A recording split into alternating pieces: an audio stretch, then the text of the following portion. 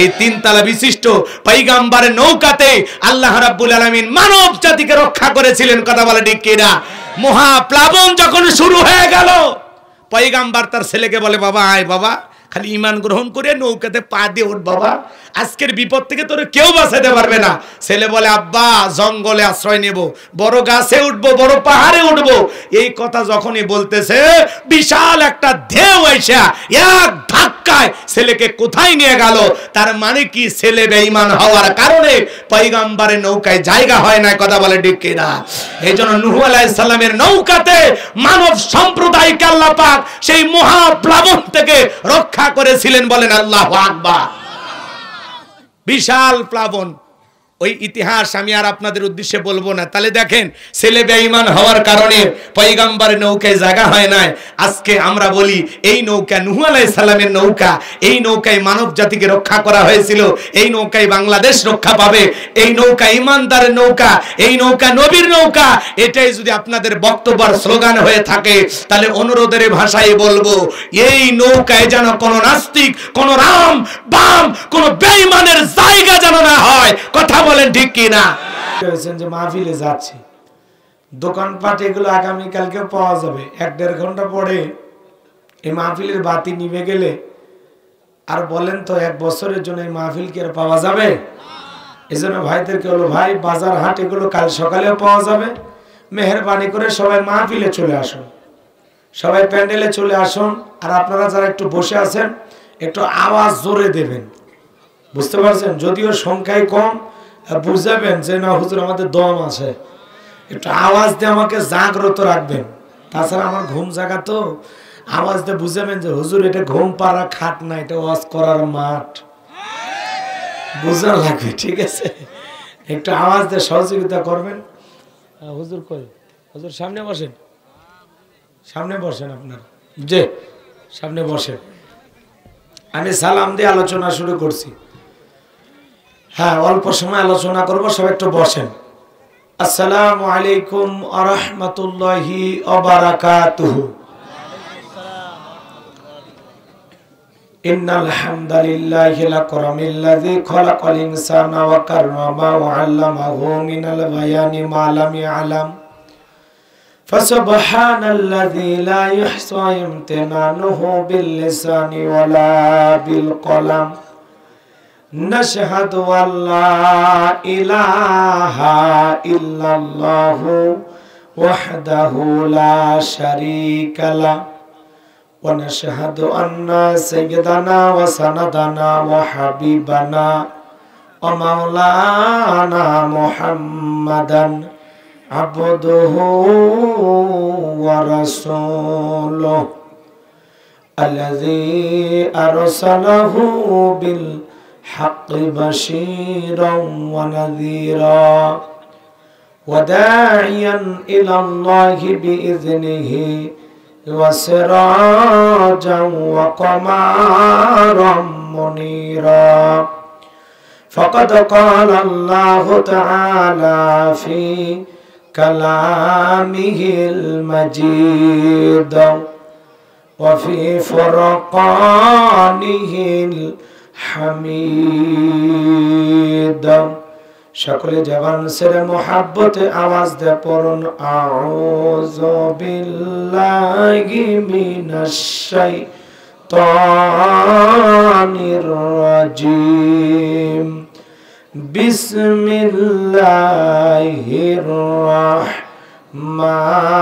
রাহমানির রহিম. কুল্লু নাফসিন বিমা কাসাবাত রহিনা ইল্লা আসহাবাল ইয়ামিন ফি জান্নাতিন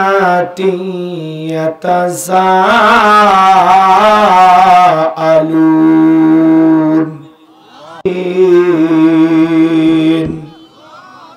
صدقت يا رب العالمين.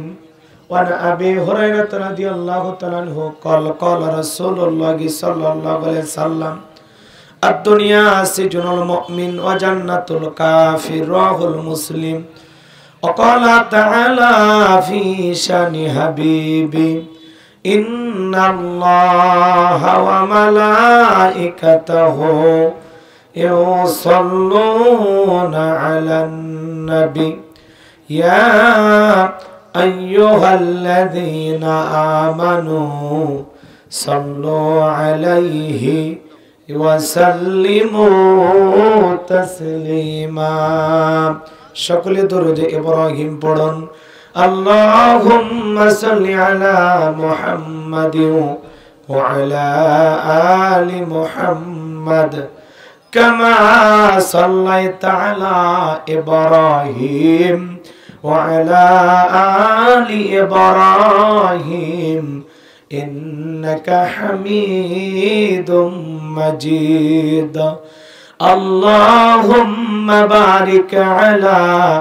محمد وعلى آل محمد كما باركت على إبراهيم وعلى آل إبراهيم إنك حميد مجيد মুসলিম মোরা ঘুমিয়ে পড়েছি বিবেকে জ্বলছে তালা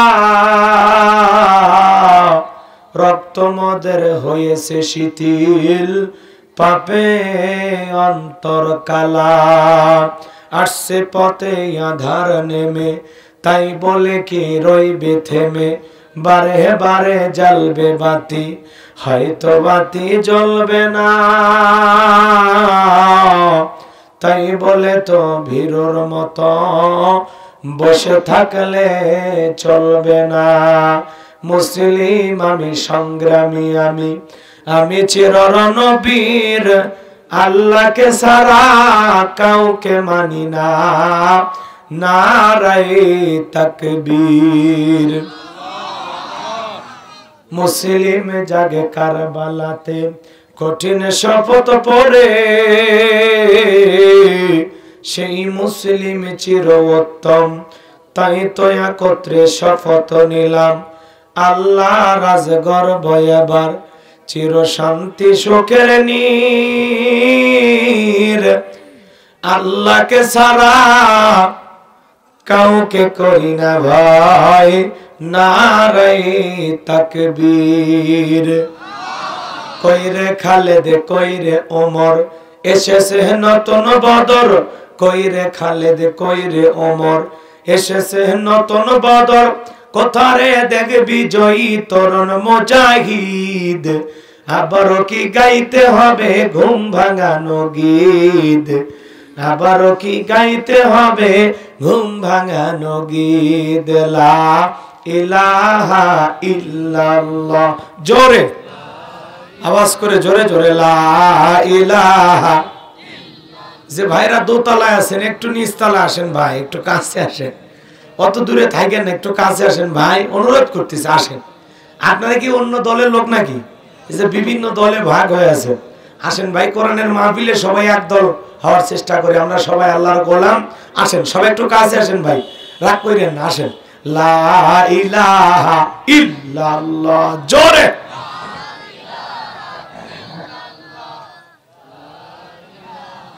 ইল্লাল্লাহ জোরে লা ইলাহা ইল্লাল্লাহ জোরে লা জোরে লা ইলাহা ইল্লাল্লাহ জোরে লা ইলাহা ইল্লাল্লাহ জোরে লা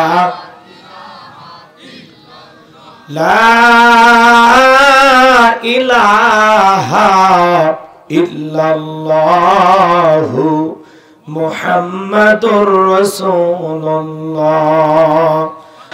আমরা চাই আমাদের বাংলাদেশ মাদক মুক্ত আল্লাহ কবুল করুন চিল্লা বলুন আমিন। আমরা চাই আমাদের বাংলাদেশ যৌতুক মুক্ত আল্লাহ কবুল করুন চিল্লা বলুন আমিন।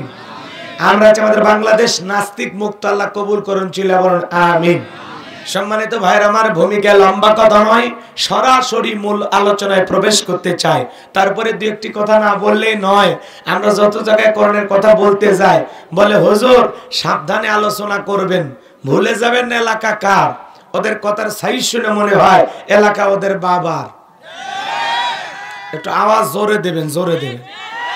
আমি করব ওয়াজ, আপনারা দেবেন আওয়াজ, জবাব দিবেন ঠিক ঠিক। আলোচনা হবে কমপ্লিট, শ্রোতাদের স্পিরিটে বাড়ে বক্তার হিট, আলোচনা হবে জায়গা মতো ফিট। কিছু আজ প্যান্ডেলে, কিছু আজ অ্যাঙ্গেলে, জ্ঞানী লোকের জন্য ইশারায় যথেষ্ট কথা বলেন ঠিক কিনা। কিন্তু দোতলার ভাইয়ের আপনারা কি নিচে নামবেন না? চিরকালের জন্য কি আপনারা দোতলায় বসে গেছেন নাকি? হ্যাঁ আসেন ভাই, সামনে আসেন। এত দূর থেকে চিল্লাবেন, আমি কি শুনতে পাবো? আসেন, যত আসবেন কাছাকাছি তত হবে ভালোবাসাবাসি। একটু কাছে আসেন, এত দূরে থাকার কোনো দরকার নাই। আজকে একটু কাছে আসেন।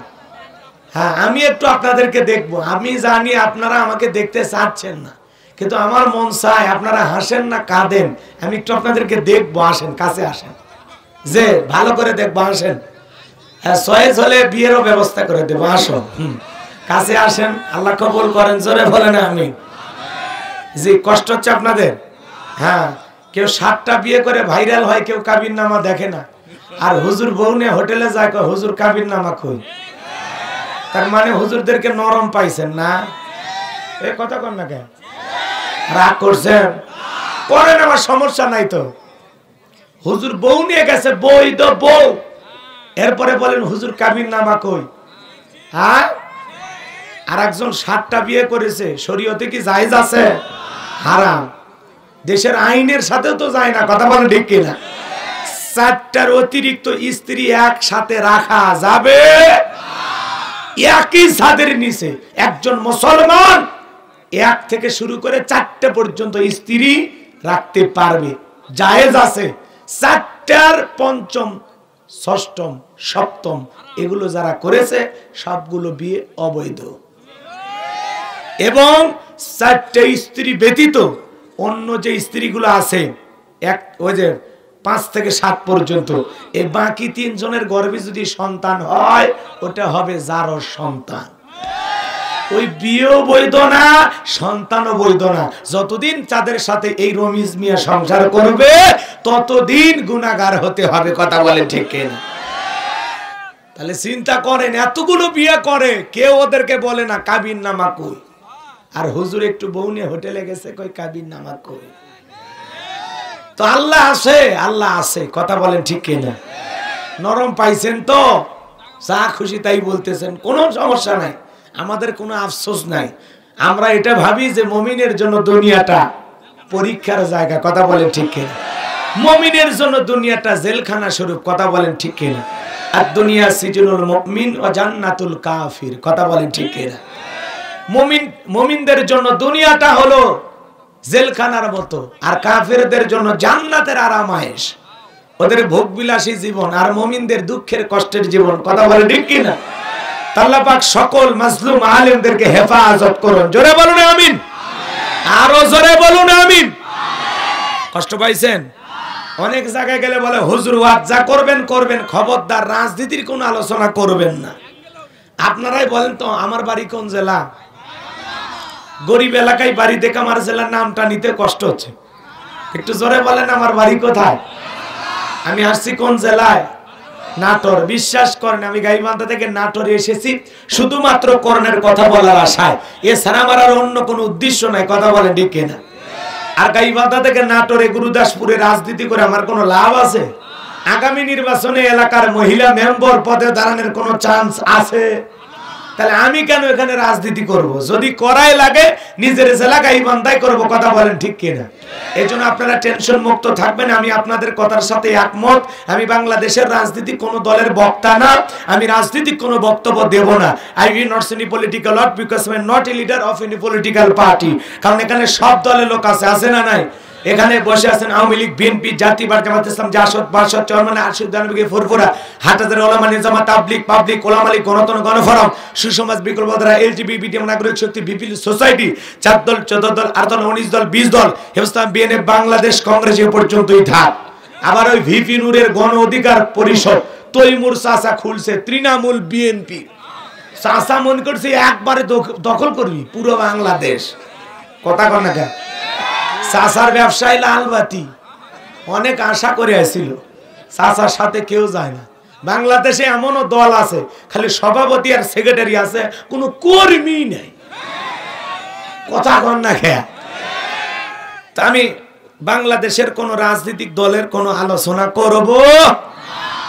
বলেন, বাংলাদেশের রাজনীতি নিয়ে আজকের মাহফিলে কোন আলোচনা করা হবে না। তবে হ্যাঁ, আমি যদি কোন রাজনৈতিক বক্তব্য দেই, এই পৃথিবীর শ্রেষ্ঠ রাজনীতিবিদ, শ্রেষ্ঠ রাষ্ট্রনায়ক, শ্রেষ্ঠ রাষ্ট্রপতি, শ্রেষ্ঠ সেনাপতি, শ্রেষ্ঠ বৈজ্ঞানিক, শ্রেষ্ঠ দার্শনিক, শ্রেষ্ঠ বাবা, শ্রেষ্ঠ নানা, শ্রেষ্ঠ স্বামী, শ্রেষ্ঠ আদর্শ, শ্রেষ্ঠ মহামানব রহমাতুল লিল আলামিনের মদিনার আদর্শের রাজনীতির কথা বলবো। আমি যদি কোন রাজনৈতিক বক্তব্য দেই, খলিফাতুল মুসলিমিন আমিরুল মুমিনিন হযরত ওমর ফারুকের আদর্শের রাজনীতির কথা বলবো। যে ওমর ফারুক আল্লাহর জমিনে আল্লাহর আইনকে প্রতিষ্ঠিত করতে গিয়ে নিজের কলিজার টুকরা ছেলেকে পর্যন্ত ছাড় দেয় নাই। কথা বলেন ঠিক না? সেই মদিনাওয়ালার আদর্শের রাজনীতির কথা শোনার পর আপনার জন্য আবার চুলকানি আরম্ভ না হয়। কারণ কোরআন হাদিসের হক কথা সবার পেটে হজম হয়। ছোট্ট বাচ্চা অসুস্থ, বাবা ডাক্তারের কাছে নিয়ে গেছে। ডাক্তার সাহেব কিন্তু তিতে ট্যাবলেট দিয়েছে খাইতে, ছোট্ট বাচ্চা তিতে ওষুধ না খেয়ে সব ফেলা দিয়েছে। আছে না না এরকম বাচ্চা? তো পরের দিন সকালবেলা আবার চলে গেছে। ডাক্তার সাহেব গতকালকে ট্যাবলেট দিয়েছিলেন তিতে, আমি ছেলের পিতা।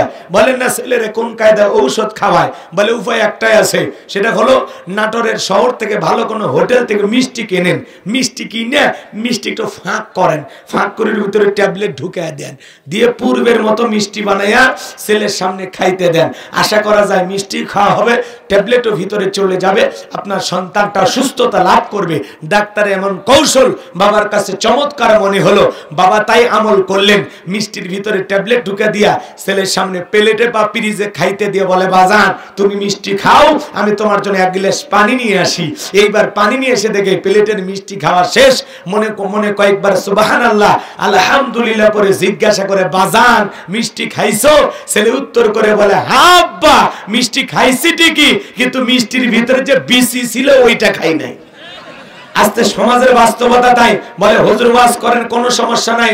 আমরা যখন বলি তিবিয়ানাল লিকুল্লি শাই, মানব জীবন পরিচালনা করার জন্য রান্নাঘর থেকে পার্লামেন্ট পর্যন্ত যত নিয়ম নীতি দরকার দিয়েছেন বিশ্ব সরকার, তখন এক শ্রেণীর মুসলমানের কাছে এই কোরআন হাদিসের হক কথা, এই ট্যাবলেট মার্কা আলোচনা সহ্য হয় না। ওরা তখন আলেম ওলামাদের বিরুদ্ধে, ইসলামের বিরুদ্ধে উঠে পড়ে লাগে ষড়যন্ত্র করার।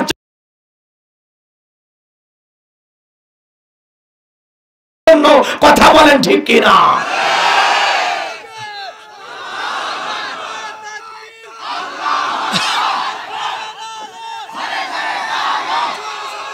যুগে যুগে নবী রাসূলের দাওয়াতি কাজ করেছেন, তাদের দাওয়াতি কাজেও কাফের বেঈমানরা বাধার প্রাচীর তৈরি করে দিয়েছেন। আল্লাহর পয়গম্বররা শত বাধার প্রাচীরকে ভেঙে আল্লাহর জমিনে আল্লাহর পথে মানুষকে দাওয়াত দিয়েছেন। কথা বলেন ঠিক কিনা? আপনারাই বলেন তো, সুদ করে সামনে যদি সুদের বিষয় নিয়ে আলোচনা করা হয়, ও কি মিষ্টি নিয়ে এসে বলবে হুজুর হাঁ করেন একটু মিষ্টি খান, নাকি বলবে এই হুজুর এসে সুদের ওয়াজ কইরা আমার সুদের ব্যবসায় লাল বাতি জ্বালাইছে? কথা বলে ঠিক কিনা? যারা ঘুষ খায়, দুর্নীতি করে, হারাম খায়, ভুরি বানাইছে, 26 মাসের গর্ভবতী, ওদের সামনে ঘুষের আলোচনা করলে খুশি না বেজা? যারা বেনামাজি নামাজ পড়ে আসার খাইয়া পইরা আল্লাহ সিজদা দেয় না, ওদের সামনে নামাজের ওয়াজ করলে খুশি না বেজা? যে সমস্ত মা বোনেরা বোরকা পরে না, পর্দা করে না, বুকে ওড়না পর্যন্ত নেয় না, জিন্সের প্যান্ট গেঞ্জি পরে রাস্তা দিয়ে হাইটা যায়, পিছন দিক দিয়ে তাকালে মনে হয় দুটো সুপারি গাছ দাঁড়িয়ে আছে, এরকম বেহায়া বেপর্দা নারীর সামনে পর্দার আলোচনা করলে খুশি না বেজা? এক কথায় ওয়াজ যদি কারো বিপক্ষে চলে যায়, কিয়ামত পর্যন্ত সে বক্তার উপরে খুশি হবে না। কথা বলে ঠিক কিনা? এজন্য পরিষ্কার ভাবে একটি কথা বলে দিতে চাই, আজকের আলোচনার সভাপতি স্যারের মতো হবে না, প্রধান অতিথির মতো হবে না, মাহফিল কমিটির মতো হবে না, বক্তার মতো হবে না, শ্রোতাদের মতো হবে না। আল্লাহর কোরআন যা বলবে গোলাম রব্বানি তাই বলবে। এতে কে খুশি কে বেজার ওইটা দেখার টাইম নাই। কথা বলেন ঠিক কিনা?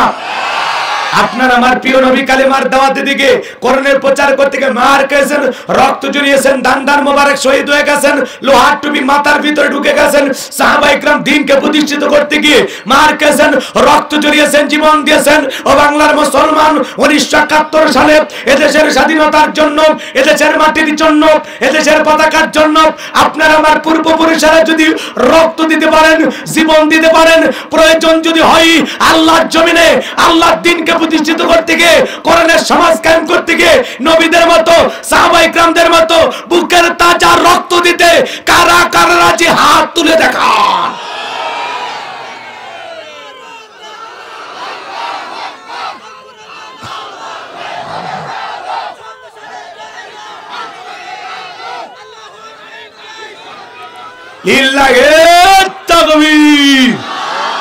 হাত সোজা করেন, টান টান করে তোলেন। আমি কি হাত নামাতে বলেছি? হাত সোজা করেন। ওই যে মাঝে মাঝে হাত বেঁকা করে তুলেছেন, দুই হাত সোজা করার শক্তি নাই।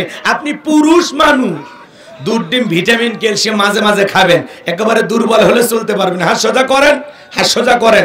আমার আল্লাহ রাব্বুল আলামিন বলেন, ইন্নাল্লাহা আশতারা মিনাল মুমিনিনা আনফুসাহুম ওয়া আমওয়ালাহুম বিআন্না লাহুমুল জান্নাহ।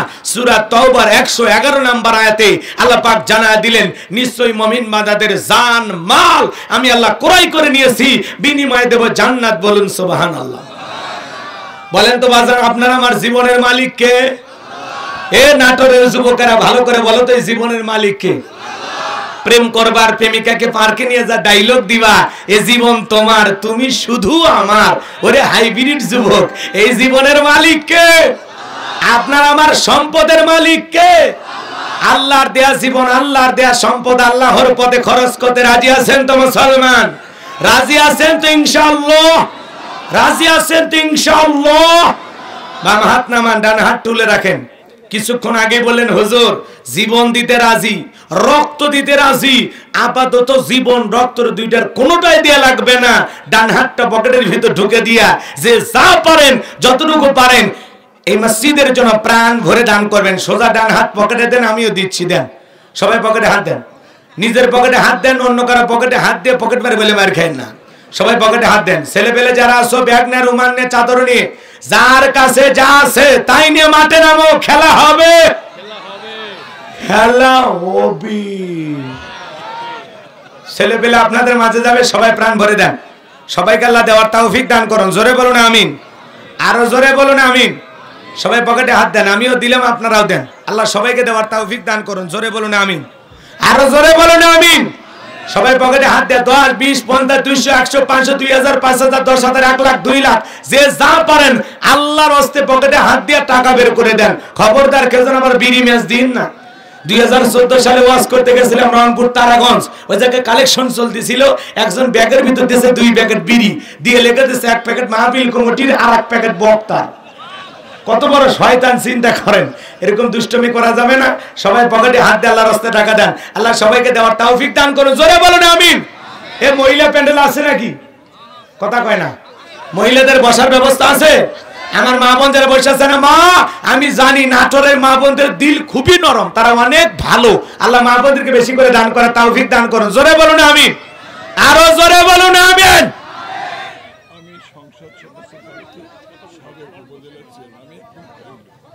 মাশাআল্লাহ, কি মার্কা?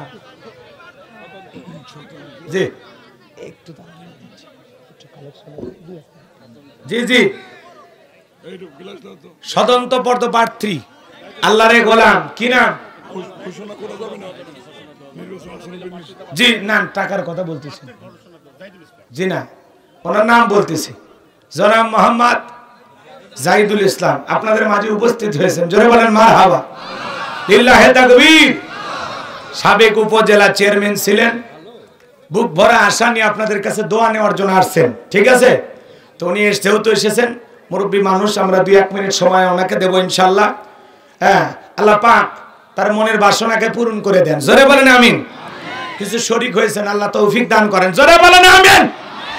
যে আল্লাহর ঘর মসজিদের জন্য যে যা পারেন তাড়াতাড়ি করে, তাড়াতাড়ি। আমার হাতে 2, 4, 5, 10,000 যারা দেবেন, এলাকার গণ্যমান্য ব্যক্তিবর্গ 500,000 টাকা কার কাছে আছে নিয়ে আসেন, আমি মুসাফিরের হাতে দেন, আমি দিল থেকে দোয়া করে দেব। আল্লাহ যেন বিশ্ব নবীর সাথে আপনাকে একই জান্নাতে কবুল করেন। জোরে বলেন আমিন। আল্লাহর ঘর মসজিদ নির্মাণের জন্য বাজান গো আমার, যে যা পারেন 10-এর লাঠি 1-এর বোঝা, আল্লাহ সবাইকে সহযোগিতার হাত বাড়ানোর তৌফিক দান করুন। জোরে বলেন আমিন। আসেন আসেন দরদিরা আমার, দিয়া ধনব যেমন কেড়ে নিতে কতক্ষণ, নদীর কল ভাঙে কল করে, এই তো নদীর খেলা। সকালবেলা টাকাওয়ালা তুই, ফকিরি সন্ধ্যাবেলা, দান করিলে মাল কমে না, নেকির পাল্লা হয় ভারী, গুনাহ খাতা মাফ করে দিয়া আল্লাহ জান্নাতে বানায় দিও ঘর বাড়ি। জোরে বলেন মারহাবা। যারা দুনিয়াতে আল্লাহর ঘর মসজিদ নির্মাণের জন্য টাকা দেয়, আল্লাহ তাদের জান্নাতি বালাখানা বানায় দিবেন। বলুন সুবহানাল্লাহ। ওয়া মিম্মা রাযাকনাহুম ইনফিকুন।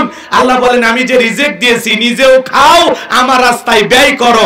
আল্লাহর ঘর মসজিদের জন্য বাজান দিলটা নরম করে দেন না বাজান। 5-10 হাজার টাকা দেওয়ার মতো এলাকার গণ্যমান্য ব্যক্তিবর্গ যারা আছেন হাত তুলে নাম লেখা দিতে পারেন। 2000 1000 যা পারেন, 2 4 5 10 বস্তা সিমেন্ট দিতে পারেন, যে যা পারেন। মসজিদের কাজ চলতেছে না জি, সহযোগিতার হাত বাড়ান। 10 লাখ টাকার বোঝা আল্লাহ এই এলাকার মানুষকে কবুল করুন। জোরে বলুন আমি। সভাপতি, প্রধান অতিথি, বিশেষ অতিথি যারা আছেন গণ্যমান্য ব্যক্তিবর্গ আপনারা দিতে পারেন।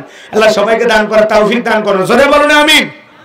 ভাই আমার হাতে 500 1000 টাকা দেওয়ার মতো কেউ নাই, দেন না বাজান, দেন। আসেন হাতটা বাড়ান। জি, সবাই একটু সহযোগিতার হাত বাড়ান। 1000 টাকার নোট কার কাছে আছে একটু নিয়ে আসেন তো, আমি গুনাহগার দোয়া করে দেব। আল্লাহ যেন বিশ্ব নবীর সাথে একই জান্নাতে কবুল করেন। নবীর সাথে জান্নাতে যাওয়ার আশায় এলাকায় একজন নবী প্রেমিক পাওয়া যাবে না? আসেন আসেন, দিলটা নরম করে আসেন। দোতলার ভাইয়েরা মোটামুটি নিচে নামছে, এখন 4-5 জন বসে আসে। আচ্ছা তোমরা থাকো, বেশি বিরক্ত করা যাবে না। আরে প্যান্ডেলের কোনায় যারা বসে আছেন লক্ষণ কি গো? আসেন। এ যুবকেরা বসো, বাবা বসো। হ্যাঁ ছেলে পেলে আপনাদের মাঝে গেছে, যে যা পারেন দান করেন। মহিলা প্যান্ডেলে আমার মা বোন যারা বসে আছেন, মা দিলটা নরম করে আপনারা দান করেন। আল্লাহ মহিলা মা বোনদের বেশি করে দান করার তৌফিক দান করেন। জোরে বলুন আমিন। মা বোনদেরকে বলো, মা থাকে যদি নাকের ফুল, কানের দুল, গলার চেন দিয়ে যাবেন, বিনিময়ে বেশি বেশি সওয়াব পাবেন। মারহাবা কোন নাম বলবেন না? আবুল কালাম আজাদ ভাই আনন্দনগর মসজিদ থেকে 500 টাকা। জোরে বলেন মারহাবা। আল্লাহ কবুল করেন। জোরে বলেন আমিন। আবুল কালাম আজাদ ভাই তার জন্য দোয়া না করে কেমনে গাইবান্ধায় যায়, নগদে 1000 টাকা। জোরে বলেন মারহাবা। আল্লাহ দানটা কবুল করে বড় দানে শামিল করেন। এদের ছেলেগুলো লক্ষ লক্ষ টাকার মালিক বানায় দেন, দুনিয়া আখিরাতে ইজ্জত সম্মান বাড়ায় দেন। দান করেছে 1000 টাকা, দুনিয়া আখিরাতের কোন কোন ঠেকা, মরণের পর রাসূলের সাথে একই জান্নাতে করে দিও দেখা। জোরে বলেন আমিন। আরো জোরে বলেন আমিন। আর কে আছেন দরদের ভাই আমার? আসেন, 5-10 হাজার টাকা বাকিতে লিখে দিতে পারেন। আসেন, কে আছেন খুব দ্রুত করে দিতে কর্তৃপক্ষের ভাইদের কাছে লিখে দেন। ভাই আসেন, কেউ আসেন? আসেন দরদের ভাই, আসেন তাড়াতাড়ি তাড়াতাড়ি। 2-1 মিনিটের মধ্যে আলোচনায় চলে যাব, রাত অনেক গভীর হয়ে গেছে। কি নাম ভাই? জাহিদুল ইসলাম নাম। বাপের বেরামত করছে একখান কাম, নগদে 1000 টাকা। জোরে বলেন মারহাবা। হে রাব্বুল আলামিন দান করেছেন 1000 টাকা, দুনিয়া আখিরাতের কোন কোন ঠেকা, মরণ পর রাসূলের সাথে একই জান্নাতে করে দিও দেখা। টাকার রংটা বড় ভালো, অন্তরে জ্বালা দাও কোরআনের আলো। টাকার মধ্যে না সিরা, আল্লাহ গোলাম রব্বানি দোয়া দিস না ফিরা। জোরে কোন মারহাবা। আসেন ভাই তাড়াতাড়ি ভাই। 5-10 হাজার টাকা হ্যাঁ জলিল সাহেবের কাছে আপনারা লিখে দিলেন। আমারে পছন্দ হয় না, হাতটা তুলে বলেন না হুজুর আমি 5000 দেবো, আমি 2000 দেবো, আমি 1000 দেবো, আমি 10,000 দেবো। দেন বাজান, 10 লাঠি একের বোঝা আল্লাহর ঘর মসজিদের জন্য দেন বাজান। দুনিয়ার সম্পদ দুনিয়াতে পড়ে থাকবো, খালি হাতে সবাইকে যেতে হবে। আসেন আসেন। আমার মরণ আসিবে কখনো কেউ তো জানে না, আমি মরে গেলে তোমরা আমায় ভুইলা যাইও না, আমি মরে গেলে তোমরা আমায় ভুইলা যাইও না। আমার মরণ আসিবে কখনো কেউ তো জানে না। মামুন ঔষধের দোকানদার নজিপুর বাজার থেকে 5000 টাকা জোরে বলেন মারহাবা। লিল্লাহি তাকবীর। আল্লাহ মামুন ভাই ব্যবসায় বরকত দেন, দুনিয়া আখিরাতে ইজ্জত সম্মান বাড়ায় দেন, কোটি কোটি টাকার মালিক বানায় দেন। জোরে বলেন আমিন। কি নাম চাচা? মোহাম্মদ আইনাল হক। লিল্লাহি তাক। কিচ্ছু দেওয়া লাগবে না, সব দান কবুল হয়ে গেছে। আমার আর কিচ্ছু দিন না, অনেক রাত হয়ে গেছে। অনেকে লিখে দিচ্ছে, খালি ওই জায়গায় থন, বক্তার কাছে পৌঁছা লাগবে না, ওই জায়গায় আপনারা লিখে তালিকা করেন। হ্যাঁ যদি কেউ 20,000 30,000 10,000 এরকম দেয় বড় দান, তাহলে 2-1টা স্লিপ রেখে দেন, ওটা মুনাজাতের আগে বলা সম্ভব হলে বলে দেবনি। জি ওই 500 100 রসুন পাট পেঁয়াজ এগুলো এত বলার সময় নেই, ওগুলো বলতে গেলে অনেক সময় হয়ে যাবে। আপনার তালিকা করেন, মুনাজাতের পরে একজন মাইক দিয়ে খালি বলতে থাকবেন। আল্লাহ কবুল করেন। জোরে বলেন আমিন। কোরআনুল কারীমের কত নাম্বার সূরা? 74। সূরার নাম হলো মুদ্দাসির। বলেন কি নাম? মুদ্দাসির। বলেন কি নাম? মুদ্দাসির মানে পোশাক পরিহিত। সুবহানাল্লাহ কোন? জি বসেন, মুরব্বীরা বসেন, মুরব্বীরা বসলে অবশ্যই মানাবে। জি এদিক খেয়াল করেন, বসেন বাবাজি বসেন। কত নাম্বার সূরা? 74। সূরাটির নাম মুদ্দাসির। মোট আয়াত আছে 56টি। কয়টি আয়াত? রুকু আছে 2টি। রুকু কয়টি? 2টি। আমরা যে আয়াতে কারিমা তেলাওয়াত করেছি 38 নম্বর থেকে বেশ কয়েকটি আয়াতে কারিমা তেলাওয়াত করেছি। এখন দেখি যে কতদূর আলোচনা নিয়ে যাওয়া সম্ভব হয়। আমি চেষ্টা করব ইনশাআল্লাহ। আল্লাহ যেন বলার তৌফিক দান করেন। আরো জোরে বলেন আমিন। আরো জোরে বলেন আমিন। সম্মানিত ভাইরা আমার, ভূমিকায় আর কোনো কথা নাই, ডাইরেক্ট আলোচনা। একটু জবান ছেড়ে সবাই আমার সাথে তেলাওয়াত করুন। আউযু বিল্লাহি মিনাশ শাইতানির রাজিম। বিসমিল্লাহির রাহমানির রাহিম। বিতাড়িত মর্দাত শয়তানের কাছ থেকে আল্লাহ পাকের কাছে আশ্রয় প্রার্থনা চাচ্ছি। পরম করুণাময় অসীম দয়ালু আল্লাহ তাআলার নামে শুরু করছি। সূরার নাম মুদ্দাসির। আমার আল্লাহ রাব্বুল আলামিন বলেন, কুল্লু নাফসিম বিমা কাসাবাত রহিনা। আরো জোরে বলেন আল্লাহু আকবার। আমার আল্লাহ রাব্বুল আলামিন বলেন, প্রত্যেকটা ব্যক্তি তার নিজ কৃতকর্মের ব্যাপারে আবদ্ধ থাকবে, নিজের কৃতকর্মের ব্যাপারে দায়বদ্ধ থাকবে। কুল্লু নাফসিম বিমা কাসাবাত রহিনা। প্রত্যেকটা ব্যক্তি তার নিজ কৃতকর্মের ব্যাপারে আবদ্ধ থাকবে। আপনার কৃতকর্মের হিসাব আপনার ছেলে দেবে না, আপনার মেয়ে দেবে না, স্ত্রী দেবে না, সন্তান দেবে না, আপনার দল দেবে না, আপনার এলাকাবাসী দেবে না। আপনার জীবনের প্রত্যেকটা কৃতকর্মের জবাব আপনাকেই দিতে হবে একদিন। কার কাছে? কথা কি বোঝেন?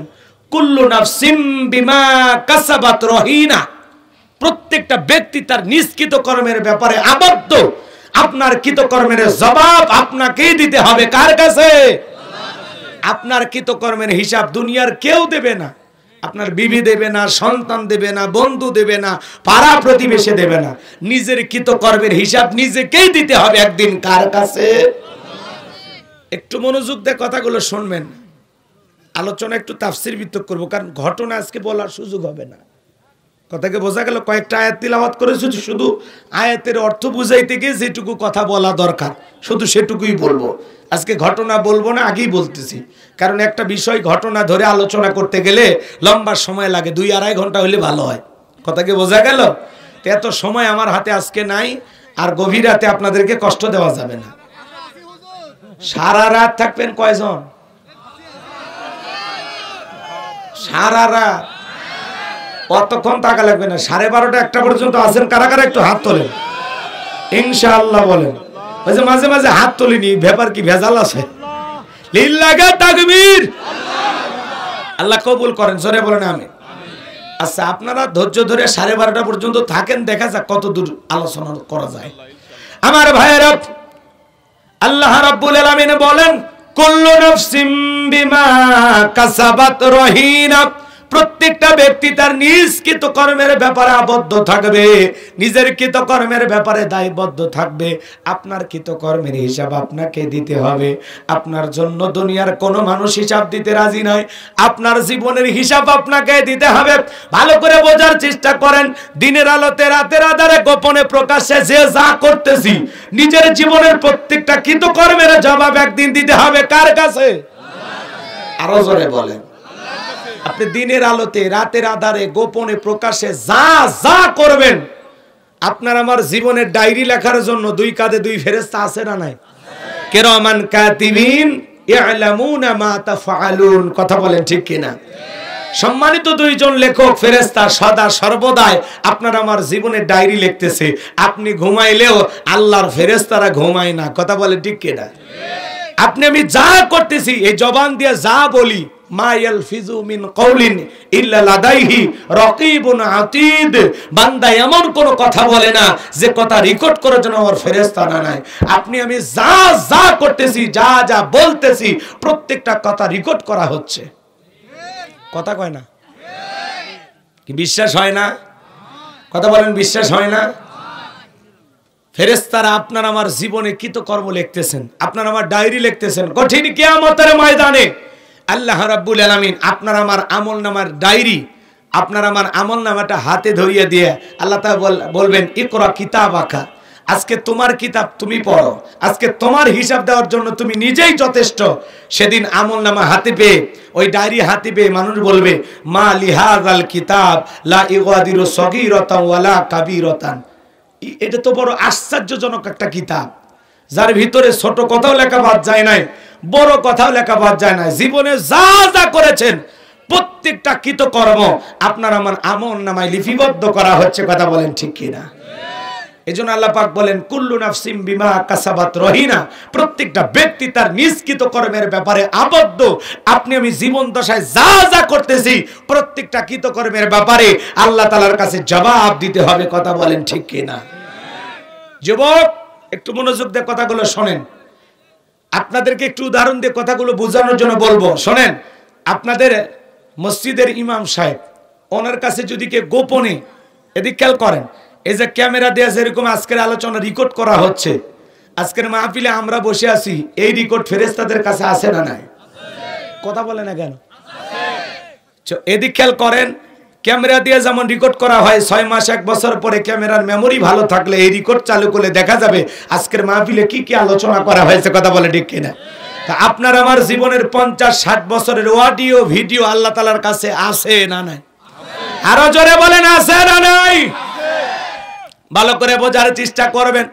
আপনাদের মসজিদের ইমাম সাহেবের কাছে একজন ব্যক্তি গোপনে 50,000 টাকা দিয়ে বলে হুজুর আমি এই টাকাটা মসজিদের জন্য দিলাম, দয়া করে আমার নাম বলার দরকার নাই, গোপনে মসজিদের কাজে লাগাবেন। এই যে হুজুরের হাতে টাকা দিচ্ছেন, এই জায়গায় ফেরেশতা আছে না নাই? আছে তো, ফেরেশতাটা দেখতেছে তো, লিখতেছে তো। ভালো করে বোঝেন, ওই ব্যক্তি গোপনে দান করলো। এখন এই জায়গায় তো কমিটির কেউ নাই, হুজুর যদি গোপনে ওই টাকাটা নিজের মনে করে খরচ করে, যে না উনি যেহেতু দান করছে গোপনে রাখতে বলছে, প্রকাশ করতে নিষেধ করছে, বেতন কয় টাকা পাই, অতএব 50,000 টাকা রেখে দিই, মসজিদের কাজে লাগাবো না। আপনার কি মনে হয় ফেরেশতারা বলবে যাক হুজুর মানুষ অনেক কষ্ট করে ইমামতি করে, এটা লেখার দরকার নাই? লিখবি কিনা? জোরে কোন তাহলে? আমার ওয়াজ বুঝতে হলে একটু খালি কথা বলবেন এবং আপনার জীবনের সাথে মিলে যাবে। খালি একটু অপেক্ষা করেন। যুবক তুমি মন খারাপ করো না, তোমরাও যুবক আমিও যুবক, তোমাদের মন কি আমি বুঝি না, একটু অপেক্ষা করো। পৃথিবীর অবস্থা করুন, বক্তার দরকার তরুণ। কথা বলেন ঠিক কিনা? মুরব্বী হলে সুবহানাল্লাহর বাইরে যাবে না, যুবক হলে তো 2-1 বার রিস্ক নেবে। কথা ঠিক কিনা? একটু অপেক্ষা করেন, মা বোনেরাও টেনশন করবেন না। আপনাদের আলোচনা হওয়ার দরকার আছে না নাই? হ্যাঁ, অল্প সময়ের মধ্যে মা বোনদের ওয়াজ করে দেব শুরু, কারণ মা বোনেরাই হলো আমাদের নাটের গুরু। হ্যাঁ, মা বোনদের আলোচনা হওয়া দরকার, কারণ মা বোনেরাই বারবার দেশের সরকার। কথা কোন ঠিক কিনা? আর মহিলাদের আলোচনা যদি না করা হয় আজকের মাহফিলে তো শান্তি পাওয়া যাবে না। চলেন, কষ্ট হবে সামনের দিকে যাই, আস্তে আস্তে গোছায় কথা বলবো ইনশাআল্লাহ। আগে আল বেঁধে নিবের দেন, চতুর্দিকে আল বেঁধে ছেঁচা শুরু করা লাগবে, তারপরে দেখবো ছোট মাছ আছে না বড় মাছ আছে। কথা কোন ঠিক কিনা? হ্যাঁ, চলন বিলের মানুষ আপনার তো এগুলো ভালোই বোঝেন। যে চলেন সামনের দিকে যায়, কষ্ট হয় আমার ভাইয়েরা। হুজুর যদি 50,000 টাকা মসজিদের কাজে লাগায় সেইটাও ফেরেশতারা লিখে রাখবে। কথা কয় না? আবার যদি নিজের ব্যক্তিগত কাজে খরচ করে সেইটাও লেখা রাখবে। হুজুর মানুষ দেখে ফেরেশতারা ছাড় দেবে না।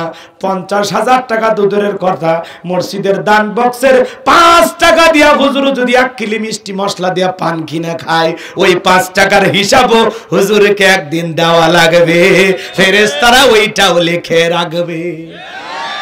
কথা বোঝা গেল? হুজুর দিয়ে শুরু করি। মনে করেন আপনাদের এলাকায় একটা মাদ্রাসা আছে, মহতামিম হুজুরের কাছে একজন যা ছাগল নিয়ে যা বলে হুজুর এই ছাগলটাই মাদ্রাসায় সদকা করে দিলাম। কথা বোঝেননি? এখন ওই হুজুর ছাগল জবাই করার পরে দেখে 12-14 কেজি গোশত হয়েছে, চিন্তা করলো কিছু গোশত রান্না করি আর কিছু গোশত বাড়িতে পাঠায় দিই। কথা কয় না?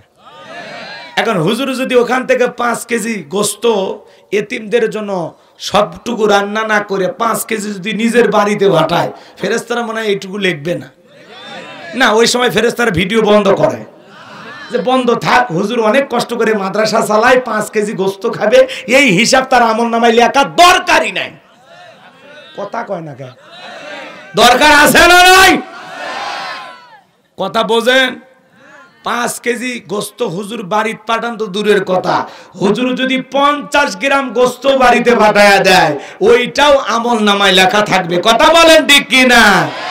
হুজুর হলেও ফেরেশতারা ছাড় দেবে? ও হুজুর করলে মনে হয় গুনাহ হয় না? না, হুজুর করলেও গুনাহ হবে, সাধারণ মানুষ করলেও গুনাহ হবে। কথা বলেন ঠিক কিনা?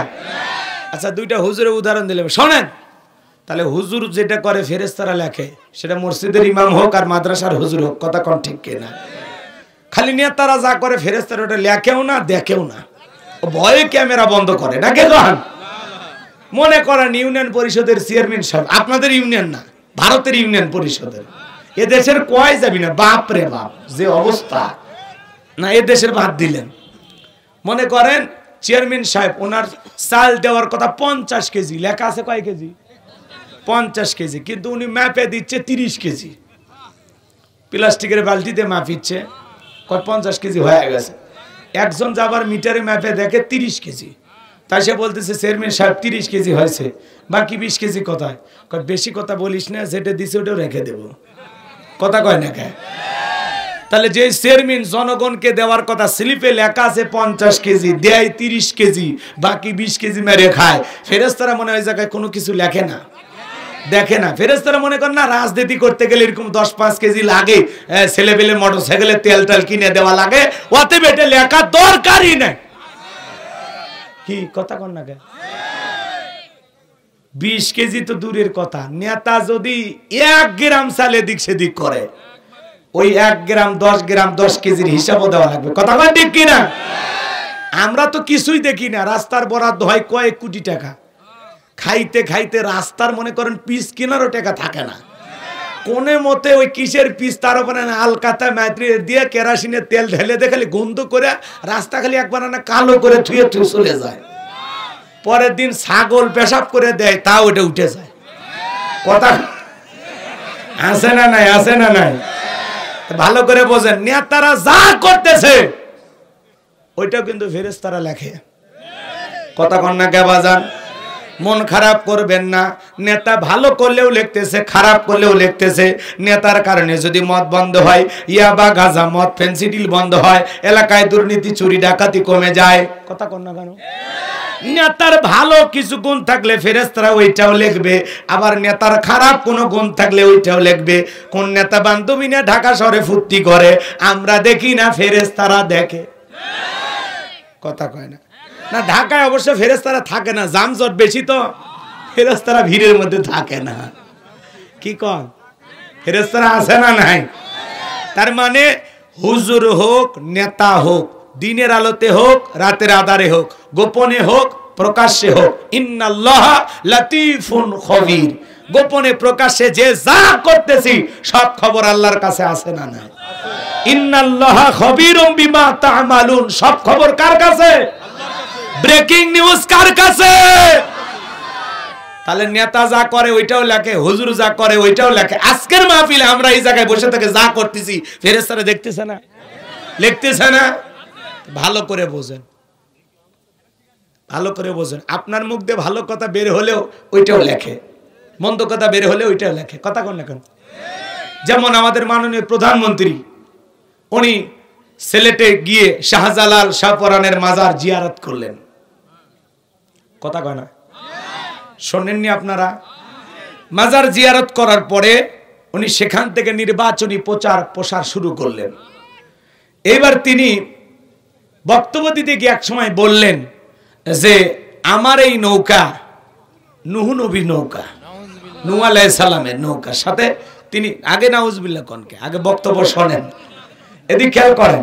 নূহ আলাইহিস সালামের নৌকার সাথে তিনি তুলনা করলেন যে নূহ আলাইহিস সালামকে আল্লাহ রাব্বুল আলামিন নৌকা দিয়েছিলেন, যেই নৌকার মাধ্যমে আল্লাহ রাব্বুল আলামিন মানব জাতিকে রক্ষা করেছিলেন। বলেন আল্লাহু আকবার, আরো জোরে বলেন আল্লাহু আকবার।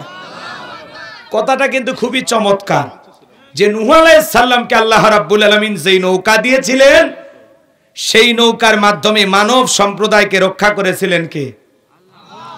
কথা কর নাকি আপনারা? রাগ করতেছেন? তো মাননীয় প্রধানমন্ত্রী যে বক্তব্য দিয়েছেন নিঃসন্দেহে চমৎকার বক্তব্য। যে আমার এদিক খেয়াল করেন, এই নৌকা নূহ নবীর নৌকা, এবং নূহ আলাইহিস সালাম সেই নৌকা বানিয়েছিলেন, ওই নৌকাতে আল্লাহ রাব্বুল আলামিন মানব জাতিকে রক্ষা করেছিলেন। কথা বলেন ঠিক কিনা? আপনারা নূহ আলাইহিস সালামের ইতিহাস শোনেন নাই? কথা বলেন না কেন? ভালো করে বোঝার চেষ্টা করবেন। মাননীয় প্রধানমন্ত্রী বলেছেন এই নৌকা নূহ আলাইহিস সালামের নৌকা, এই নৌকাতে আল্লাহ রাব্বুল আলামিন মানব জাতিকে রক্ষা করেছিলেন। আল্লাহর পয়গম্বর নূহ আলাইহিস সালাম এক নয় দুই নয় ৯৫০ বছর দাওয়াতি কাজ করেছেন। কওমের মানুষের কাছে দাওয়াত দেন, জাতির মানুষেরা পয়গম্বরের দাওয়াত গ্রহণ করে না। জাতির মানুষেরা নূহ আলাইহিস সালাম চমৎকার ভাবে তাদেরকে দাওয়াত দেন, আল্লাহর দিকে আহ্বান করেন। আল্লাহ রাব্বুল আলামিন তার পয়গম্বর নূহ আলাইহিস সালাম চমৎকার ভাবে কওমের মানুষদেরকে, জাতির মানুষদেরকে আল্লাহর দিকে আহ্বান করেন। আল্লাহর পয়গম্বর চমৎকার ভাষায় তাদেরকে দাওয়াত দেন, কিন্তু তারা পয়গম্বরের দাওয়াত গ্রহণ করে না। আল্লাহর পয়গম্বর আল্লাহর দিকে মানুষকে আহ্বান করেন, তারা দাওয়াত গ্রহণ করে না। আল্লাহ রাব্বুল আলামিন তখন পয়গম্বর নূহ আলাইহিস সালাম ৯৫০ বছর দাওয়াত দিলেন, কওমের মানুষেরা দাওয়াত গ্রহণ করে না। নবীর দাওয়াত পাইতে পাইতে বিরক্ত হইয়া ওরা কানের ভিতরে আঙ্গুল দিয়ে দাঁড়ায় থাকে। কি করে? নবী নূহ আলাইহিস সালামকে দেখে চাদর মুড়ি দিয়ে আরেক দিক দিয়ে ঘুরে যায়। কথা কি বুঝতে পারছেন? সেই নূহ আলাইহিস সালাম দেখেন আল্লাহর পয়গম্বর দাওয়াত দেন, কওমের মানুষেরা তার দাওয়াতে বিরক্ত হইয়া এমন ফিটাইয়া পয়গম্বরের দেহ থেকে রক্ত ঝরাইয়া অজ্ঞান করে বেহুশ করে জমিনের ভিতরে শোয়ায় রাখতেন। কথা বলেন না কেন? এরপরে শোনেন, সেই নূহ আলাইহিস সালাম, আমি পুরো ইতিহাস আজকে আপনাদেরকে শোনাবো না, সংক্ষিপ্ত কথা বলে দিয়ে যাই। যে কথা বলতে চাচ্ছিলাম, আল্লাহ রাব্বুল আলামিন তার পয়গম্বর এইভাবে হাজারো নির্যাতন জুলুম সহ্য করে কওমের মানুষকে দাওয়াত দিলেন। কার দিকে? আরো জোরে বলেন, আনি আবুদুল্লাহ ওয়াত্তাকুহু ওয়া আতিউন। আল্লাহর পয়গম্বর চমৎকার ভাবে তার কওমের মানুষকে দাওয়াত দিলেন, আল্লাহর দিকে আহ্বান করলেন, আল্লাহর ভয় সম্পর্কে বললেন যে আমি সুস্পষ্ট একজন সতর্ককারী, বিদায় আল্লাহকে ভয় করো, আল্লাহর দিকে তোমরা ফিরে আসো, আল্লাহর আযাবের ভয় করো। পয়গম্বর যখন বললেন যে কোন কওমের মানুষ, কোন জাতির মানুষ যদি দাম্ভিকতা করে, অহংকার করে, তোমরা এমন বাড়াবাড়ি করতেছো যে কোনো সময় তোমাদের উপরে আযাব আর গজব আসতে পারে। জাতির মানুষেরা বলে তাহলে এত গল্প শোনায় লাভ নাই, ওই আযাবটা আগে নিয়ে আসো। কথা কয় না? নূহ আলাইহিস সালামকে ডাইরেক্ট বলতেছে আপনি আযাবটা আগে নিয়ে আসেন। কথা কি বুঝতে পারছেন? পয়গম্বর তো কোন মনের মধ্যে কষ্ট নিয়া আল্লাহ তাআলার কাছে দোয়া করেছিলেন। আমার আল্লাহ রাব্বুল আলামিন বলেন, ওয়াকালা নূহুর রাব্বি লা তাযার আলাল আরদি মিনাল কাফিরিনা দাইয়ারা। নূহ আলাইহিস সালাম বলেছিলেন, হে আমার রব, এই পৃথিবীতে কাফিরদের মধ্যে হতে কোন মানুষ যেন জীবিত না থাকে, কোন গৃহবাসী যেন রক্ষা না পায় আযাব থেকে। আল্লাহ গো, আপনার আযাব আপনি পাঠান, সমস্ত জালেম কাফেরদেরকে আপনি ধ্বংস করেন। পয়গম্বর রাগান্বিত হয়ে বদদোয়া করেছিলেন, আল্লাহ দোয়া মঞ্জুর করলেন, আর দেখে বলে, ও নূহ আলাইহিস সালাম, এইবার তুমি একটা নৌকা বানাও। কি বানাও? সূরা হুদের ভিতরে বিস্তারিত আলোচনা আছে, ওই দিকে যাব না, সংক্ষিপ্ত কথা আপনাদের উদ্দেশ্যে বলে যায়। আল্লাহর পয়গম্বর নূহ আলাইহিস সালাম আল্লাহ তাআলার ওয়াদার মোতাবেক নৌকা বানানো শুরু করলেন। এদিক খেয়াল করেন, নৌকা বানাবেন কি দিয়ে বানাবেন? কথা কয় না কে? নৌকা বলেন, জাহাজ বলেন, পানিতে চলার, ভালো করে বলেন। এই নৌকা আল্লাহ রাব্বুল আলামিন তার পয়গম্বরকে বানানোর জন্য নির্দেশ দিলেন। আল্লাহর পয়গম্বর নূহ আলাইহিস সালামকে আল্লাহ যখন আদেশ করলেন যে নৌকা বানাও, কি দিয়ে বানাবেন? গাছ গোছালি তো, এদিক খেয়াল করেন, কোন গাছ দিয়ে বানাবেন? তখন আল্লাহ রাব্বুল আলামিন জিবরাইলের মাধ্যমে গাছের চারার ব্যবস্থা করলেন। সেটা কি গাছ বলতে পারবেন? দামি কাঠের নাম কি? কথা কয় না কে? কি গাছ? শিমুলের গাছ চেনেন তো আপনারা? চেনেন তো? এদিক খেয়াল করেন, এই যে শিমুল সবচাইতে দামি কাঠ, ভালো করে বুঝতে পারছেন? সেই চারা বুনাইলেন, সেখান থেকে গাছ বড় হইল, পয়গাম্বার অপেক্ষায় থাকলেন গাছ বড় হয় কবে। এরপরে গাছগুলো যখন বড় হলো, লম্বা ইতিহাস, সংক্ষিপ্ত কথা আপনাদের উদ্দেশ্যে বলি। কেউ বলেছেন 20 বছর সময়, কেউ বলেছেন 40, কেউ বলেছেন 100 বছর। এরপরে গাছ যখন বড় হলো, আল্লাহর পয়গাম্বার গাছগুলো কাটলেন, কাইটা লোকজন দিয়া তক্তা বানাইয়া সুন্দর কইরা বিশাল বড় একটা লম্বা নৌকা বানানো শুরু করলেন। লম্বায় 80 গজ, কথা কি বুঝতে পারছেন? আর এইদিকে পাতাল দিকে 50 গজ, আর উঁচু 30 গজ। বলেন আল্লাহু আকবার। 3 তলা বিশিষ্ট এই নৌকা, আল্লাহু আকবার বলেন। নূহ আলাইহিস সালামের নৌকায় স্থান পেয়েছিল কারা? ভালো করে শোনেন, ভালো করে বুঝবেন। নূহ আলাইহিস সালাম নৌকা তৈরি করতেছেন, কওমের মানুষেরা যায় হাসে যে এই জায়গায় নৌকা কিভাবে চলবে। কষ্ট পাচ্ছেন মনে হয়? বাজার গো আমার জাতির মানুষেরা উপহাস করতে লাগলো, ডেকে বলে নবী নূহ তুমি কি পাগল হয়ে গেছো? এই মরুভূমিতে নৌকা চলবে কিভাবে? আল্লাহর পয়গাম্বার ডেকে বলে আজকে তোমরা আমাদেরকে দেখে উপহাস করতেছো, একদিন তোমাদেরকে দেখে আমরাও উপহাস করব। চিৎকার মেরে বলেন আল্লাহু আকবার। জাতির মানুষেরা পয়গাম্বারের দাওয়াত গ্রহণ করলেন না, নবী নৌকা বানায় এটা দেখে হাসাহাসি করে। বাজান গো আমার এক বৃদ্ধ নারী এসে প্রশ্ন করে, ও নবী নূহ এই নৌকা চলবে কিভাবে? ডেকে বলে মা, কিছুদিন পরে আল্লাহ রাব্বুল আলামিন একটা আযাব আর গজব পাঠাবেন, যার নাম হলো মহাপ্লাবন। পানিতে পুরো দুনিয়াটা ভেসে যাবে। তাই নাকি? বলে হ্যাঁ। তখন কি হবে বাবা? বলে এই নৌকার ভিতরে আশ্রয় নিবে যারা, নিরাপদে থাকবে তারা। বলেন আল্লাহু আকবার। ভালো করে বোঝেন বাজান, নূহ আলাইহিস সালাম নৌকা তৈরি করেছিলেন। বুড়ি মহিলা ডেকে বলে বাবা, যারা ঈমানদার তারা যদি স্থান পায়, আজকে আমি ঘোষণা করলাম আমিও ঈমান গ্রহণ করলাম, যেদিন মহাপ্লাবন আসবে সেদিন আমাকে এই নৌকাতে তুলে নেবা, ভুলে যেন যেও না। আল্লাহ যেন তোমার সাথে এই নৌকাতে আমাকে সফর করা তৌফিক দান করেন। যেদিন বন্যা আসবে বাবা, সেদিন তুমি আমারে সঙ্গে নিও, আমি প্রস্তুতি গ্রহণ করে থাকবো ইনশাআল্লাহ। আল্লাহু আকবার বলেন। তাহলে নূহ আলাইহিস সালামের নৌকায় স্থান পেয়েছিল কারা? ঈমানদাররা। জোরে বলেন কারা? আজকে মাননীয় প্রধানমন্ত্রী বক্তব্য দিতে গিয়ে বললেন এই নৌকা নূহ আলাইহিস সালামের নৌকা, এই নৌকাতেই আল্লাহ রাব্বুল আলামিন মানব জাতিকে রক্ষা করেছিলেন। বক্তব্য সত্য, কথা চমৎকার, কিন্তু মনে রাখবেন নূহ আলাইহিস সালামের নৌকাতে ঈমানদাররা উঠেছিল, ওই নৌকায় কোনো বেঈমানের জায়গা ছিল না। কথা বলেন ঠিক কিনা?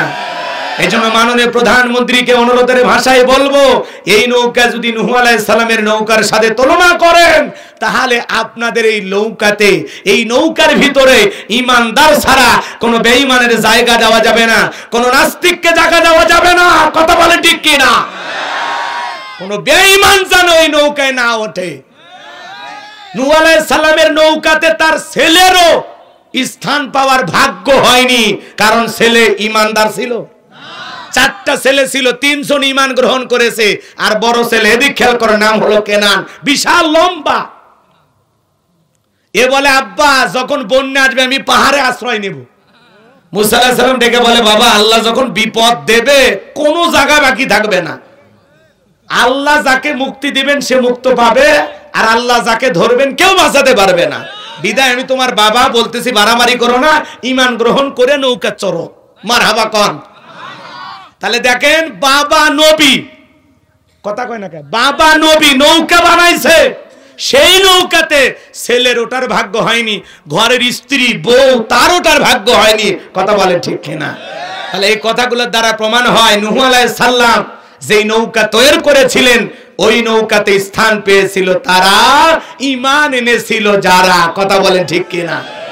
মাত্র 40 জোড়া মানুষ 950 বছর দাওয়াতি কাজ করার পরে পয়গম্বরের দাওয়াত অল্প কিছু সংখ্যক, একেবারে নগণ্য কিছু মানুষ ঈমান গ্রহণ করেছিল। কথা বলেন ঠিক কিনা? এই জন্য মাননীয় প্রধানমন্ত্রী মাঝে মাঝে এই যে এদিক খেয়াল করেন, নৌকাতে স্থান পাওয়ার পরে অনেকে বলেন রাষ্ট্র ধর্ম ইসলাম থাকবে না, অনেকে বলেন বিসমিল্লাহ কেটে বাদ দেব। ওই যে একটা টাকলা মুরাদ, কথা কন না কেন, আরে খুব বাড়াবাড়ি করেছিল, বলে বিসমিল্লাহ থাকবে না, রাষ্ট্র ধর্ম ইসলাম থাকবে না। ইসলাম আছে, বিসমিল্লাহ আছে, কিন্তু তোমার ক্ষমতা নাই, তোমার মন্ত্রিত্ব নাই। কথা বলেন ঠিক কিনা? মাননীয় প্রধানমন্ত্রী তাকে বের করে দিয়েছেন, ধন্যবাদ। কথা বলেন ঠিক কিনা? এই যে লতিফ সিদ্দিকী হজকে নিয়ে কটূক্তি করেছিল, ওর নৌকাতে জায়গা হয়নি। এইভাবে বেছে বেছে প্রত্যেকটা বেঈমানকে ছাঁটাই বাটাই করে ইসলামের দুশমনদেরকে, যারা ইসলাম সহ্য করে না, মুসলমান সহ্য করে না, তাদেরকে নৌকায় জায়গা দেওয়া যাবে। জোরে বলেন দেওয়া যাবে। যদি নূহ আলাইহিস সালামের নৌকা দাবি করেন তাহলে কথা কয় না কে? রাগ করতেছেন মনে হয় বাজান গো আমার। ওই জন্যই বললাম নূহ আলাইহিস সালামের নৌকাতে মানব জাতিকে আল্লাহ রক্ষা করেছিলেন। কাদেরকে রক্ষা করেছিলেন? যারা ঈমানদার, তারা ওই মহাপ্লাবন থেকে, আল্লাহর গজব থেকে বেঁচে গিয়েছিল। কোন বেঈমান বাঁচতে পারে নাই। নূহ আলাইহিস সালাম তার ছেলের সাথে কথোপকথন করতেছেন, ছেলের সাথে কথা বলতেছেন, বাবা আসো, এই যে বন্যা শুরু হয়ে গেছে। বন্যা শুরু হবে কিভাবে? পয়গম্বরকে আল্লাহ বলেছিলেন, ও পয়গম্বর, মানুষ চুলাতে রান্না করে, ওই চুলার নিচ থেকে যখন পানি থকবকে উঠবে, সেদিনই বুঝবেন যে মহাপ্লাবন আসার সময় হয়ে গেছে। কথা বলেন ঠিক কিনা? আল্লাহ সিগন্যাল দিয়েছিলেন। লম্বা ইতিহাস লম্বা করব না। পয়গম্বর যখন নৌকাতে ঈমানদারকে তুলেছিলেন, সর্বপ্রথম নৌকাতে উঠেছিল কারা জানেন? কথা কয় না কে? এদিক এদিক শোনেন। 3 তালা, ওপর তালায় আশরাফুল মাখলুকাত, আল্লাহু আকবার বলেন। নিচতলায় এবং মাঝখানে যে 2 তালা, যত পশু প্রাণী ছিল প্রত্যেকটা জোড়ায় জোড়ায়, আল্লাহু আকবার বলেন। আল্লাহ রাব্বুল আলামিন বলে, ও পয়গম্বর, নর আর নারী, এদিক খেয়াল করেন, নারী পুরুষ 2 ধরনের প্রাণীকে ভিতরে তুলতে হবে। পয়গম্বর ডেকে বলে, আল্লাহ, প্রাণীর আবার নারী পুরুষ কেমনে বুঝবো? আমার মাথায় তো ধরে না।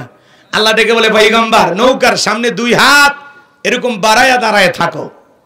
তোমার ডান হাত দিয়ে যারা প্রবেশ করবে বুঝতে পারবেন এটা পুরুষ প্রাণী, আর আপনার বাম হাতের এই দিক দিয়ে যারা প্রবেশ করবে বুঝবেন ওইটা মহিলা প্রাণী। কথা কয় না কে? ওইটা নারী। আর ডান হাত দিয়ে যারা প্রবেশ করবে নাকি? সর্বপ্রথম নূহ আলাইহিস সালামের নৌকায় ওটার জন্য পিপিলিকে হাজির। কথা কয় না? বোঝেন বোঝেন? সর্বপ্রথম কে উঠছে? পিপিলিকা। আল্লাহু আকবার বলেন। পয়গম্বরের নৌকায় পিপিলিকা উঠছে। ভালো করে বোঝেন। পয়গম্বর ডেকে বলে, কি ব্যাপার পিপিলিকা? কয়, আমি কি উঠবো? আমার আল্লাহ অর্ডার দিয়েছেন, এজন্য আমি আসছি। আল্লাহু আকবার কর। এইভাবে উঠতে উঠতে উঠতে সাপ কিলবিল কিলবিল করতে আসতেছে। আল্লাহ, এত মানুষ থাকবে, এর মধ্যে আবার এ যদি কামড় মারে? আমার আল্লাহ ডেকে বলে, পয়গম্বর, যতদিন নৌকার ভিতরে এই সাপ থাকবে, সাপ থাকবে, কিন্তু কামড় মারলে বিষ। কথা কয় না কেন? কামড় মারলে তার শরীরে বিষ যাবে না। এ যতদিন নৌকায় থাকবে ততদিন নিরাপদে থাকবে, এর দেহে কোনো বিষ থাকবে না। আল্লাহু আকবার বলেন। এরপরে এদিক খেয়াল করেন, জঙ্গলের রাজা নাম কি? সিংহ সাহেব হাজির। উনি আসছে, পয়গম্বরের নৌকায় উঠবেন।